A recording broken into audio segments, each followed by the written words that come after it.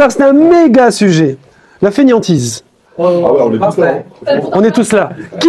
Alors, on est entre nous, il n'y a pas de jugement. Hein, je vais couper de temps en temps ici l'enregistrement. Une question, que considérez-vous comme un signe de fainéantise? Si je vous dis, quand je vous ai demandé est-ce que vous êtes fainéant, est-ce que vous vous considérez comme fainéant, quels sont les signes qui vous semblent indiquer que vous êtes fainéant? Quand on procrastine, quand on remet au lendemain, ok? How do you say in English procrastination? Procrastination, very good. Procrastination, ça c'est sûr, c'est un signe de fainéantise. Est-ce qu'il y a un autre signe de fainéantise? Non, c'est tout. Alors on va voir qu'il y en a d'autres. Si par exemple, je vous dis que ne pas exploiter tout son potentiel, est-ce que ça pourrait être de la fainéantise? J'ai un potentiel, voilà, de 100.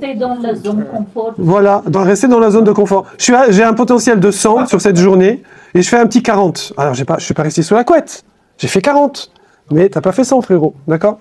Est-ce que quelqu'un qui fait les choses, mais il ne va pas aller jusqu'au bout, il ne va pas aller dans les détails, est-ce que c'est de la fainéantise? Ouais. On sent. Samuel dit non. Voilà. Et pourtant, alors ça c'est le cours de jeudi dernier. On a vu la semaine dernière que des fois il y a des gens, ils entament des trucs, ils entament. Donc ils sont occupés toute la journée. Ils sont occupés, mais il n'y a rien, Jessica, qui va jusqu'au bout. D'accord? Du coup, imaginez par exemple, ça c'est le truc typique des hommes. Il fait la cuisine et tout, mais il laisse la cuisine toute sale, il laisse la vaisselle sale, il a mélangé tout dans le placard. Sa femme, elle dit, la vérité, tu m'as fait gagner un quart d'heure en faisant la cuisine, mais tu m'as fait perdre 2 heures avec le bazar que tu as fait. Donc c'est feignant. Non mais attends, j'ai cuisiné. Non, c'est feignant, t'es pas allé jusqu'au bout, t'es pas allé dans les détails. Il n'y a pas ce qui s'appelle la schlémout. Bravo. Il n'y a pas la schlémout. Non mais ta cuisine, elle est débarrasse. D'accord. Alors, non, je réponds à ta question. Non, c'est une question. Vous inquiétez pas, on va commencer. Là, c'est juste un petit débat. C'est une question sérieuse, Leiron, que je t'assure. Je te réponds.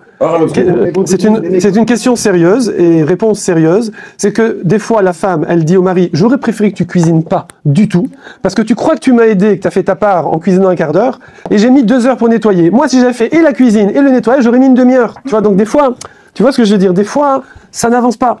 Oui, mais justement. Donc, qu'est-ce que c'est beau un dimanche? Vous pouvez remplir une journée magnifique. À un moment, le dimanche après-midi, on faisait du volleyball, pique-nique et tout. C'est hyper sympa. Et au début, tu te souviens, Kevin, tu me disais, mais Rav, faites plus ça vers 14h, 15h, parce que vous savez, il faut que le temps que les jeunes ils se lèvent. Oui. Pas toi, évidemment, je sais, tu viens le matin étudier avec moi. Mais même des fois courir, à une époque. Mais on va voir quelques petites références ensemble. Premièrement, il faut savoir que la fainéantise, parfois, c'est quelque chose de spirituel. Le fait d'aller contre la volonté d'Akadosh Baruch Hu, le fait de ne pas faire les mitzvot, c'est parfois lié à la fainéantise. Et c'est même paradoxal, mais quelqu'un des fois va fuir en hyperactivité, genre professionnelle, ou je sais pas, sportive, ou artistique, ou ce que vous voulez. En fait, c'est parce qu'il a la fainéantise d'aller dans les mitzvot, de faire la volonté d'Hachem. C'est-à-dire il dit, rien faire, je peux pas rien faire, alors je vais m'occuper. Et c'est pour ça qu'on parle de ça dans la paracha, d'abord parce que dans la paracha de Bo, il y a le chametz et la matzah, mais aussi parce que c'est comme ça que Pharaon, il nous a saoulés comme ça. Il nous a dit, je vais les saouler de travail pour pas qu'ils aient le temps de prier vers Hachem, pour pas qu'ils aient le temps de réfléchir, de prendre du recul. Et comment on a été sauvés? Le Sfat Emet, il dit, par le mérite de Shabbat. Moshe Rabbeinu, il est arrivé, il est allé voir Pharaon, il a négocié, il a dit, regarde, ils vont finir par mourir, tous tes esclaves là. Ça a 86 ans d'esclavage. Il faut leur donner un petit jour de congé par semaine, comme ça. Et comme ça, ils vont mieux travailler les 6 jours. Et il nous a fait, paf, le Shabbat. Et c'est le vrai Shabbat, parce que Moshe Rabbeinu, il avait le compte du Shabbat depuis la création.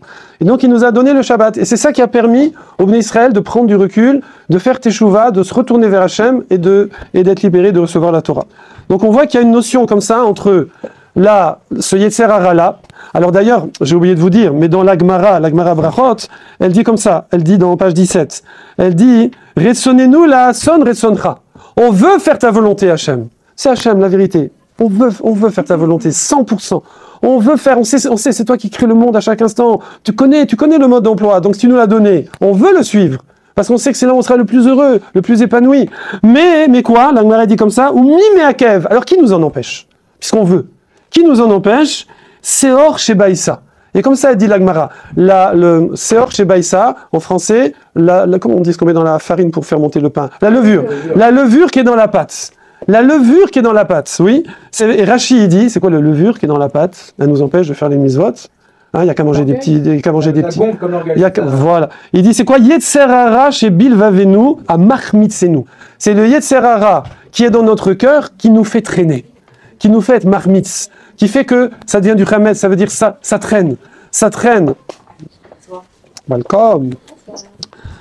Donc voilà, là on a fait le parallèle ici entre la fainéantise et Avodat Hashem, l'accomplissement des mitzvot. C'est pas qu'une histoire de coaching de vie, c'est aussi très important, mais c'est aussi une histoire de spiritualité. Des fois, voilà, ça va toucher notre spiritualité. D'ailleurs, à ce sujet, le roi Salomon, Shlomo Améler, dans Michelet, il nous donne un conseil, on trouve dans les mots, l'air va, elle anime là, va voir la fourmi. Va voir les fourmis. Vous avez déjà observé des fourmis, mais de près. Posez-vous, prenez 10 minutes, c'est pas de la fainéantise là, c'est utile, et observez des fourmis. C'est impressionnant. On a l'impression qu'elle court. Elle marche pas. Elles ont leurs petites pattes comme ça là, je vais vous les imiter. Là, papa. Elle court. Elle porte des trucs, je sais pas combien de fois leur poids. Oui, énorme. Elles portent des trucs comme ça. Elles sont là, elles viennent, un machin, elles te gonflent les trucs. Il y a même des fourmis en Amazonie. C'est des fourmis nomades. Ouais, on fait un peu de culture générale. C'est des fourmis nomades. Comme elles bougent tout le temps, d'habitude c'est des petites aiguilles. Vous savez, dans les aiguilles, on voit ça dans les Alpes. Les fourmilières avec des aiguilles. Ou alors c'est dans la terre. Donc elles font des villes, oui. Comme c'est des fourmis nomades, alors elles se bougent tout le temps. Alors comment elles construisent leur nid? Vous savez comment elles construisent leur nid? Vas-y, accroche-moi les bras. Accroche. Il y a des milliers de fourmis qui s'accrochent comme ça entre elles, et elles fabriquent une boule comme ça qui est accrochée, et les autres fourmis, elles se baladent à l'intérieur et elles font les salles, les machins, les couloirs, etc. C'est-à-dire le nid, c'est une partie des fourmis qui fait le nid pour les autres fourmis. Oui. Et chaque fourmi, dans sa petite tête qui est grosse comme une pointe d'aiguille, elle sait ce qu'elle a à faire. Et le roi Salomon, il nous dit, il n'y a aucun policier, il n'y a personne qui les surveille, il n'y a pas de patron, il n'y a pas de pointeuse à l'entrée, il n'y a pas de GPS, il n'y a rien. Chaque fourmi, elle sait ce qu'elle a à faire, elle fonce, elle est au max. Il n'y a rien, il n'y a personne, il n'y a pas de récompense, il n'y a pas de... C'est comment ça marche? Vous savez qu'il y a un monsieur, j'ai oublié son nom, mais j'avais vu ça dans ma jeunesse, il y a un monsieur qui n'avait pas fait d'études universitaires et qui a toute sa vie observé les fourmis et qui a noté, et qui a noté à la fin. Les universitaires l'ont rencontré, il a sorti ses travaux, ils lui ont donné direct un doctorat. Ils lui ont donné un doctorat de zoologie sur tout ce qu'il avait fait. C'est extraordinaire. Le roi Salomon, il nous dit, va prendre exemple sur la fourmi. Qu'est-ce qu'on apprend? Alors, beaucoup de choses, mais voici les 2 points. Les 2 points, et ça vous servira aussi dans votre vie professionnelle, dans votre vie de parents, dans votre vie d'enfant aussi. Enfin, par rapport aux parents, je parle. C'est quoi? Comment je vais voir quelqu'un qui est au top, qui est sorti de la fainéantise? C'est pas juste quelqu'un qui est actif, c'est pas juste quelqu'un qui exécute tout ce qu'il a exécuté. C'est déjà magnifique ça. On a dit procrastination, on a dit traîner, faire genre j'ai pas entendu, zapper et tout. C'est pas que ça. Il dit c'est quoi? C'est la fourmi. C'est quoi la particularité de la fourmi? Initiative et autodiscipline. Initiative, autodiscipline. Ça c'est le summum de sortir de la fainéantise. Quelqu'un, il n'y a personne, il n'y a pas les parents pour le crier dessus, il n'y a pas l'examen à la fin de l'année, il n'y a pas le salaire à la fin du mois, il n'y a pas je sais pas ce que vous voulez. C'est quelqu'un, il est autodiscipliné. Il veut juste, je peux pas ne rien faire. Il fait, il active, il a des projets, il a des objectifs. Il a un objectif, objectif suivant, projet suivant. Il n'y a personne, alors il faut faire une pause pour récupérer. Autodiscipline et initiative, d'accord? Si, regardez par exemple un enfant, ça va être votre axe d'éducation, attention, hein, petit à petit. Hein. Mais l'axe d'éducation, c'est pas être tout le temps derrière l'enfant. Parce que si vous êtes tout le temps derrière, vous ne pouvez pas lui créer cette autodiscipline. D'accord? Vous ne pouvez pas lui dire à chaque fois, fais ci, fais ça, fais comme ci, fais comme ça. Il n'y a pas d'initiative. Il faut arriver, que ce soit pour nous-mêmes, pour nos enfants quand on veut les éduquer, un patron vis-à-vis de ses employés. Si le patron à chaque fois il dit fais ci, fais ça, fais comme ci, fais comme ça, et qu'il surveille, il met des caméras et des machins, alors il ne va pas développer l'initiative et l'autodiscipline. Vous savez qu'à Google, les gens ont droit à 10% du temps pour faire leur propre projet dans l'entreprise. C'est extraordinaire. Ça veut dire, je travaille pour moi là. Là, c'est 10% de temps, je travaille pour moi. Admettez, 10%, ça fait quoi? Ça fait sur 30 jours, 3 jours. Ça fait presque 1 jour par semaine. J'arrive le matin, je ne travaille pas pour Google, je travaille pour moi. Bon, Google va prendre votre projet, vous aurez une prime, mais ça, c'est développer l'initiative. Développer l'initiative et l'autodiscipline. Alors on va continuer avec un peu de motivation encore. Alors c'est le Maharal de Prague. Vous connaissez le Maharal de Prague, c'est toute la philosophie juive si on peut dire. Et on va voir quelques citations de lui. À Adam, alors je vous fais un peu en Lashon HaKodesh, il faut venir au cours d'Ulpan, dimanche 19h. Qui Adam nivra les Amal. Il faut savoir que l'homme a été créé pour les efforts. On est fait pour faire des efforts, donc il ne faut pas avoir peur. On n'est pas fait pour Club Med, on n'est pas fait pour une société de loisirs. On a besoin de récupérer, on a besoin des fois de se détendre et tout, mais on est créé pour le Hamal. Comme c'est marqué dans le verset dans Yov, qui Adam la Hamal Yulad. L'homme, il est créé pour le travail, pour l'effort. C'est quoi le plus grand effort qui soit? On a dit des fois, le travail, c'est une fuite. Il dit comme ça, le Maharal de Prague, un Hamal Gadol min Hamal Batora. Il n'y a pas de plus grand Hamal que l'étude de la Torah. Personnellement, j'étais pendant longtemps au Kollel, et avant j'ai travaillé, après j'ai retravaillé. Eh bien, quand on est au Kollel et qu'on est toute la journée, on a du mal, c'est dur de rester des fois éveillé. C'est beaucoup plus facile de travailler, même en étant après une nuit blanche, que d'étudier la Torah après une nuit blanche. D'accord? Si on est fatigué, je veux dire. Genre, votre bébé, il a pleuré toute la nuit, le lendemain, vous allez au boulot, vous travaillez. Mais le lendemain, vous allez au Kollel, foum. Oui, ça demande beaucoup plus d'efforts. À Torah, il est ma'ala minateva. La Torah, elle est au-dessus de la nature. La Torah, c'est elle qui Hacham a créé le monde par la Torah, mais elle est au-dessus de la nature. Ve'adam sarir la'alot ala teva shelo. Un homme, par la Torah, il peut dépasser sa nature. Il peut dépasser ses limites. Comme vous avez dit tout à l'heure, sortir de sa zone de confort. Et ça, c'est par le Hamal à Torah. Voilà, ça, c'est une première citation très, très motivante. Encore le Maharal de Prague, il dit comme ça. Il dit, comment je vais définir la chayut? Chay, vous savez, c'est la vie. La vie. La chayut d'un homme, il dit, c'est quoi? Chachamim nous disent, c'est quoi? C'est Torah imdereret. C'est son niveau d'activité. D'activité en Torah. Et quand il n'est pas en Torah, il est en dereret. Ça veut dire il travaille. Pas d'oisiveté. L'oisiveté, c'est comment ils ont repris la oisiveté, c'est la mère de tous les vices. Oui. Et le papa, c'est qui? Ok. C'est pour voir si vous suivez. On voit exemple. Quel est l'exemple le plus fou, si je puis dire, le plus incroyable d'antifainéantisme, de zrizout qu'il y a dans la Torah? Quand j'étais à la Yeshiva, le Rosh Yeshiva, il avait posé cette question, et moi j'avais bondi, et j'avais donné la réponse, et le Rosh Yeshiva était tellement content, peut-être parce que j'avais des petits problèmes là-dessus, il était content, il disait « Ah, c'est bien, il a bougé », qu'il s'est levé tout de suite, il est allé prendre un sefer, il me l'a offert, je me souviens encore. Alors, donc quel est, à votre avis, l'exemple le plus fort, le plus incroyable de zrizout, d'antifainéantise, où il y aurait toutes les bonnes raisons du monde de se calmer, de se poser, de traîner la patte, de rester sous la couette, et il ne l'a pas fait. Elle dit, c'est Sarah, mais elle dit Rivka. C'est ma mère. Votre maman, bravo. Alors c'est vrai que Rivka l'a donné à boire à tous les chameaux. Vous savez pourquoi elle a donné à boire aux chameaux? Pour pas faire honte à Eliezer, parce que comme il avait bu de la cruche, alors après ça se fait pas de boire après, et oui on connaissait déjà les microbes à l'époque, et donc elle a dit bon bah je vais pas verser par terre, c'est l'archouma, genre t'as bu, ouais, jette l'eau. Donc elle a donné à boire aux chameaux, oui. Mais pourquoi c'est pas Rivka? C'est vrai que c'est de la zrizout, hein. En plus, vous avez raison, parce que il y avait 10 chameaux, et il y avait 10 bonhommes, ouais. Et c'est elle, la petite fille, qui va donner à boire aux chameaux. Elle pourrait, oh les garçons, là, allez vous donner à boire à vos chameaux. Donc c'est vrai que c'est un exemple très très fort chez les femmes, accordé, validé. Chez les hommes. Abraham, quand? Pas mal, oui, pas mal. Mais c'est plus fort que ça, parce que la Mila c'est sur lui, plus fort que ça, presque. Presque. Pas mal, l'Erlecha, quitter sa maison, son pays, son père, pas mal. Plus fort que ça. Ah bah... Oui, voilà, mais David. Avraham Avinu, toute sa vie, il la consacre au chesed, à montrer l'amour d'autrui, à aller contre, parce qu'à l'époque, ils sacrifiaient leurs enfants. Et lui, il va contre ça, toute sa vie, comme ça. Il a été stérile. À 100 ans, il a enfin un fils qu'Hachem lui a promis. Oui, unique. Et bon, parce que c'est une autre histoire. Et il est là. Et là, Kadosh Baruch Hu lui dit, il a quel âge? Il avait 30 ou 37 ans, je crois, Yitzhak, hein. Il était assez âgé, hein. Enfin non, c'est jeune, pardon.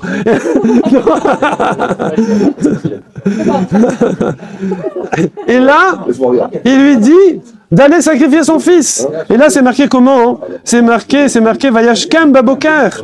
Que Avraham Avinu, il s'est levé tôt le matin pour aller faire ce qu'Hachem lui a dit. Après, évidemment, c'est qu'un test, Hachem l'a stoppé. Mais là, on voit la capacité que quelqu'un il a à aller contre sa volonté pour aller faire la volonté d'Hachem et le faire avec Zrizout. Vous savez que le Rosh Yeshiva, justement, Rav Kaz de Pavé, c'était lui dont je parlais tout à l'heure, il disait un principe, Samuel, David Ami, loupez pas une miette. Il disait que Zrizout, Chatsi, Mazal. Vous savez, le Mazal, ça veut dire le flux, le destin, mais ça veut dire aussi la réussite. Le Mazal, ça veut dire la réussite au sens général. Et quand on dit Zrizout égale Chatsi Mazal, c'est que tu as déjà la moitié de la réussite. Tu as déjà la moitié des résultats. Pourquoi ? Parce que le Yetzer Hara, c'est lui qui nous empêche des fois d'avoir le résultat. Il faut savoir qu'il y a une loi physique très connue des grands physiciens, qui est que, attention, j'essaie de ne pas me tromper, c'est que le Yetzer Hara a une autorisation à nous retenir, nous retarder, nous empêcher de réussir, inversement proportionnelle à la zrizout qu'on a eue. Est-ce que c'est juste ce que j'ai dit ou pas? Ça veut dire, ah non, je crois que je me suis trompé. En français. Ça veut dire que plus je suis arise, moins je traîne, moins il a le droit d'intervenir.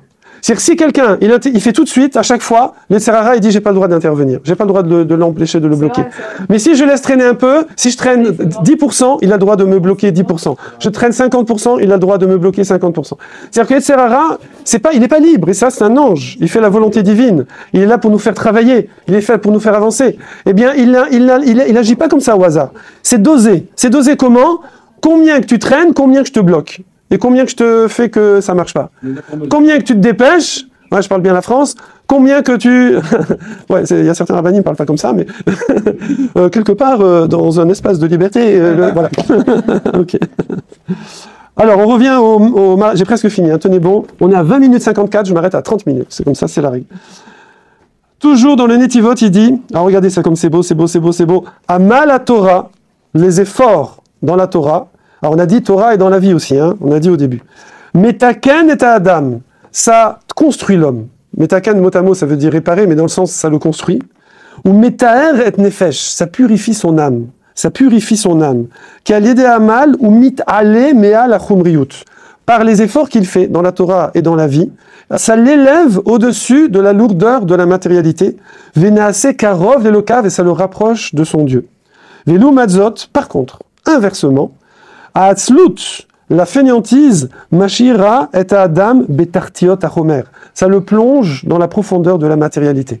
Moins quelqu'un il en fait, moins il a envie d'en faire. Et comme on a dit qu'on ne peut pas rester à rien faire, alors il mange, il regarde des séries à tire-larigot, il reste sur TikTok à faire comme ça et tout. Il va s'occuper de façon passive, non constructive et même, hélas, des fois, destructive. C'est automatique, parce qu'on ne peut pas rester sans rien faire. Si je fais rien de bien, je suis obligé de faire des choses, des bêtises.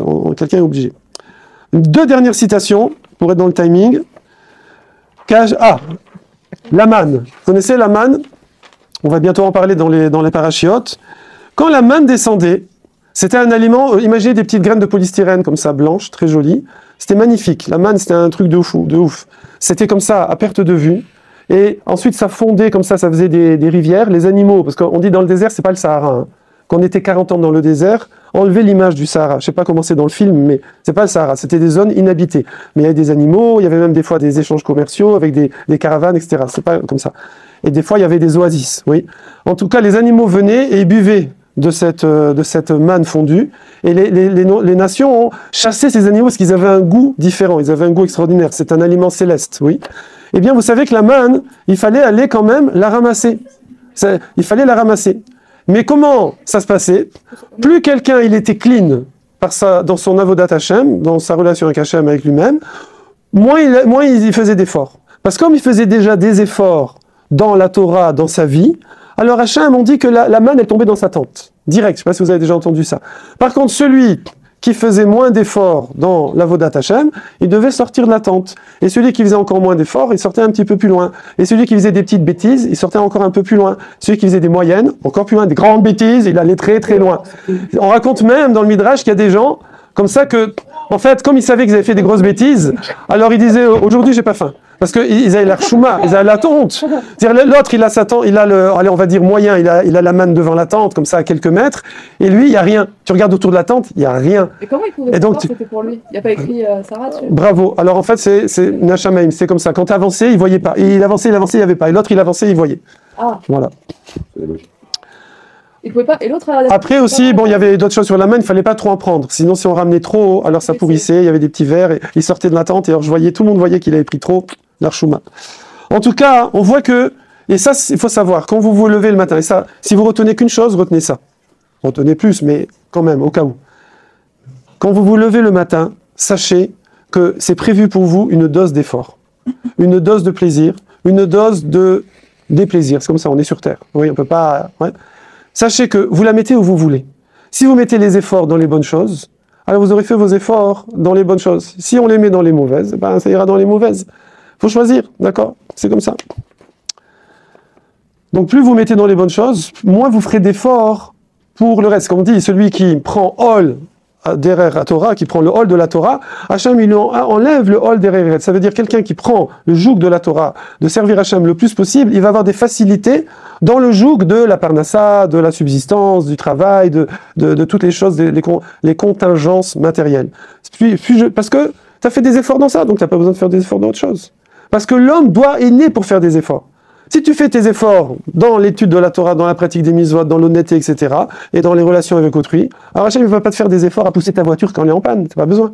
Ok, c'est un exemple. Hein, voilà. C'est comme ça qu'on voit d'ailleurs qu'il y a des personnes, ils disent, moi je ne comprends pas, c'est du jeu de miracle en miracle, ça s'appelle Siyata Dishmaya, comment c'est possible? Parce que tu fais les efforts là où il faut, alors Hachem il te dispense des efforts dans d'autres domaines.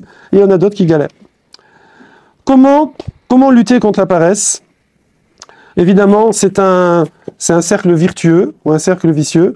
Plus on fait, plus c'est facile. Moins on fait, plus c'est difficile. Ça, déjà, c'est la première chose. Deuxième chose, et ça, dans le Rambam, il ramène ces conseils-là. On dirait des conseils de coaching ultra modernes. Ça date de 1000 ans, oui. Il dit, il faut diviser les tâches en étapes simples. C'est hyper connu, ça, en coaching. Vous divisez en petites phases. C'est compliqué de faire, je rentre dans ma chambre, il y a le bazar, il y en a partout. Oui. Si je me dis, je vais ranger ma chambre, demain. Ok. Si par contre je dis, ok, aujourd'hui je range l'armoire, demain je range le placard, demain je range mon bureau, demain je range ça, tranquillou, tranquillou. Et là j'en arrive au conseil que je vous avais dit. Quand par exemple, nous, surtout Shabbat, Motzei Shabbat, on a 8 filles, des fois des invités, on avait Baruch Hashem, et ma femme, moi, ma maman des fois, on était là à table, et, il faut tout débarrasser, il y en a pour un moment. Et c'est là, bizarrement, que les filles, à ce moment-là, elles veulent aller au lit, alors que d'habitude, elles vont pas au lit. Et là, moi, je dis, qu'est-ce qu'on fait? On dit, allez, on débarrasse, allez, tout le monde aide, on participe, et puis des fois, on s'énerve, on crie, etc. J'ai dit, on participe. Non, très simple, très simple. On est 14, 15 en tout autour de la table. Je regarde, chacun débarrasse 10 choses. Vous avez fait vos 10 choses, c'est fini. Tac, tac, tac, tac, tac. Pourquoi j'ai coupé en petits morceaux. J'ai pas dit, on va débarrasser. Ça, c'est horrible. Vous savez que ça, c'est marqué, on le voit dans les parachiotes, avodat perer, c'est avodat cassante. C'est qu'on disait aux Égyptiens, les Égyptiens disaient aux Juifs, pardon, ils disaient, laboure-moi ce champ, fais ça. Ils disaient pas quand est-ce que ça s'arrête. C'est horrible. C'est vrai que c'est une halakha, ça. C'est une halakha. Un patron n'a pas de droit de dire à quelqu'un, fais ça, je fais jusqu'à quelle heure, j'en fais combien, je te dirai d'arrêter. Non, on n'a pas le droit. Il n'y a pas je te dis d'arrêter. Tu me dis jusqu'à quelle heure, tu me dis combien. Comme ça, moi, je me programme dans ma tête. Mais là, c'est horrible de ne pas savoir quand je vais m'arrêter, quand je vais... Bon, et maintenant, il y a le prud'homme et tout, mais avant, hein, regardez Zola. Lisez Zola, vous allez voir. Donc, on doit couper en petits morceaux. Et des fois, c'est ce qui nous empêche d'avancer, de lancer un truc. On est là, on dit... Je peux pas. Rien que se lever le matin, par exemple. Se lever le matin, des fois, c'est un gros truc. Le Rav Yosef, Chaim Yosef Sitruk Alav Shalom, j'avais écouté dans un de ses cours, il disait le matin, se lever, c'est Akedat Yitzhak. Oui, c'est comme un père qui sacrifie son fils, mais c'est sur nous, quoi. Tellement des fois c'est dur. Des fois on est fatigué, on n'a pas dormi, on est là, il fait froid, il pleut, je dois aller au travail, je dois faire un truc, j'allais à l'école, j'ai pas envie et tout. C'est très dur, oui. Hein, c'est dur ou pas des fois? Ouais, ok. Alors, il y a une astuce. Couper en petits morceaux. Moi, je le fais, ça m'arrive, hein, je vous avoue, des fois ça m'arrive. Je me lève pas. Alors, je fais quoi alors? Juste, je pose mes pieds par terre. Vous savez, je reste dans le lit comme ça. Je dis, je vais juste poser mes pieds par terre. Après, on verra. Mais je suis très sérieux, hein. Je suis très sérieux. Je vais poser mes pieds par terre. Je me mets comme ça sur le lit, je pose mes pieds par terre. Après, je dis, je vais allumer la lumière. Mais je me lève pas. Je dors après. J'allume la lumière, d'accord? J'ai un réveil OK Google, vous savez? Je fais OK Google, mais moi, YouTube, une musique qui truc. Hop, il me met la musique, je mets la musique. Après, je me dis, je me lève, mais je reste là, je me recouche, je me lève. Après, je me dis, je monte, je prends un café, et je me recouche. Je monte, je prends un café. D'accord? Imaginez, c'est un matin où je suis vraiment très fatigué, j'ai vraiment pas beaucoup dormi. Et là, ça y est, je me suis réveillé. Vous savez, il y a des hormones là, qui se mettent en route. J'ai pris mon café, je suis bien, je vois qu'il fait jour. Maintenant, j'ai envie d'y aller et j'y vais. Mais si je m'étais dit, je me lève, je sors, il pleut, et je vais... Ben non, je reste au lit. Et c'est foutu. Donc, je coupe en petits morceaux. Ça, c'est un conseil de ouf. D'un matin, j'en connais qui vont se lever. De ouf. Au taquet. Juste et là, je finis parce que j'ai dépassé d'1 minute, mais après, je vous posez la question. Ouais, j'ai dépassé 1 minute, c'est très grave. Je vous prends encore 1 minute. Non, 1 minute. Deuxième conseil, et là, mais retenez la question. Hein. Deuxième conseil, créer des routines. C'est incroyable, on dirait des trucs de coaching, là. Ça s'appelle Seder Yomi. Seder Yomi. Créer des routines. Le matin, je me lève, autre conseil, préparez votre sac et vos habits la veille au soir. C'est horrible de se lever le matin dans le brouillard comme ça, rien que je dois préparer mon sac, la chlette, je me recouche. Le sac est prêt, le truc, je sais déjà que ça va être facile. Donc, préparez des routines. Qu'est-ce que je fais? Tac, tac, tac. Un autre petit conseil, faites-vous un kiff le matin. Café au lait, une musique, 10 minutes de yoga, etc. Faites-vous un kiff. Commencez pas direct par métro, boulot, dodo. Même levez-vous une demi-heure plus tôt, ça s'appelle Magical Morning Magical, là, comment on dit? Vous connaissez ça? Il y en a, ils se lèvent 1 heure plus tôt, comme ça ils font une demi-heure de guitare, une demi-heure de yoga, et comme ça ils ont envie de se lever. Dernier point, et soyez ricouse, concentrés. Évitez, alors ça c'est une catastrophe pour nous. Quand vous êtes dans une tâche, concentrez-vous sur une tâche. Après vous faites une autre tâche. Après vous faites une autre. Si vous faites tout en même temps, et WhatsApp, et machin, et YouTube, et l'autre, et le truc, et le téléphone, on n'avance pas, on brasse du rien du tout, on se fatigue, on se décourage. Bon, voilà ce que je voulais partager avec vous. Je m'excuse, j'ai dépassé de 2 minutes 56. Maintenant, si vous avez des questions, et là, what is the question? Non, j'ai demandé que est-ce que ça peut permettre pour utiliser l'électronique, tout ça, avant, sans dire le mot d'année, avant... Tout à fait, tout à fait. Vous pouvez effectivement mettre de la musique, vous pouvez, avant Modiani, vous pouvez, ouais, bien sûr, bien sûr. Vous êtes au lit, vous êtes au lit. Bon, de toute façon, Modiani, normalement, l'idéal, c'est de le dire allongé. Et là, you understand? Normalement, vous faites allonger, ça fait partie, justement, du process. C'est pour nous, justement, pour nous réveiller petit à petit, pour pas se lever comme ça d'un seul coup. C'est-à-dire, éviter les réveils, là, qui sont, et tout, vous êtes là, c'est énervant. Mettez une petite musique, vous pouvez mettre une musique comme réveil. Après, vous faites Modéani, allongé, et après, les pieds, après, je m'assois dans le lit, après, je me lève, après... Comment? Parce que pas le matin, on est pressé en général d'aller aux toilettes. Ouais. Pas aux toilettes d'abord, non? Alors ça, c'est la règle des 3-2-1. Vous connaissez la... Ouais, c'est vrai. Alors là, bon, bah, si c'est pressé, il faut aller aux toilettes.